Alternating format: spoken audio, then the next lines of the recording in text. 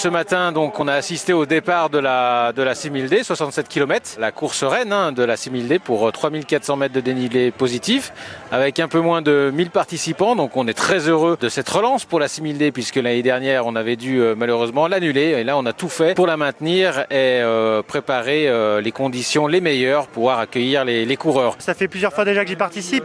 J'avais gagné en 2013 avec Sébastien Speller. Et l'objectif, c'était de venir aujourd'hui essayer de la regagner une fois, tant que je suis pas trop vieux, tout seul, quoi. Puis bon, j'étais bien toute la course, je pensais que ça allait revenir dans la descente. J'ai bien géré, dans le glacier, je me suis vraiment régalé, super paysage.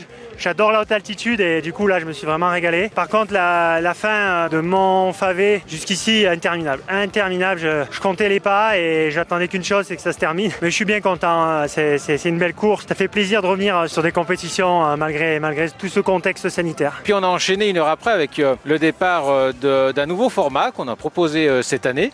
Donc c'est un format 42 km pour 2000 mètres de dénivelé positif qu'on a appelé tout naturellement l'Assise des marathons, puisque c'est un palier qui nous manquait en termes de distance entre l'Assise des lacs qui fait 28 et la 6000D qui fait 67, donc 42 au milieu.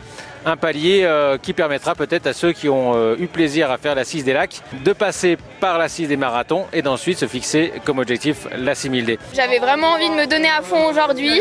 Ça a été l'objectif. J'ai été bien en tête tout le long. J'ai vu toute ma famille et tous mes amis tout le long du chemin. Ça fait beaucoup de bien, c'est motivant. Et voilà, c'est toujours dur à la fin. J'ai les mollets explosés, mais c'est complètement inattendu. Même au niveau de mon chrono, c'est génial. Après des mois d'entraînement, c'est la plus belle des récompenses. Et donc enfin, en parlant de l'Assise des lacs, elle a donc pu partir depuis Plaine-Belle-Côte ce matin, donc à 7h30. Une boucle à travers deux lacs qui empruntent une partie aussi du parcours de la 6000D. Donc voilà, en altitude, on retrouvait finalement sur une section les trois courses, les trois parcours, avec plus de 1200 coureurs pour cette journée. Ça s'est très bien passé. J'ai essayé de gérer la première montée parce que je savais que la deuxième montée sur le col de l'Arpette, elle était bien raide et assez dure, surtout qu'avant on prenait 1100 de dénivelé négatif.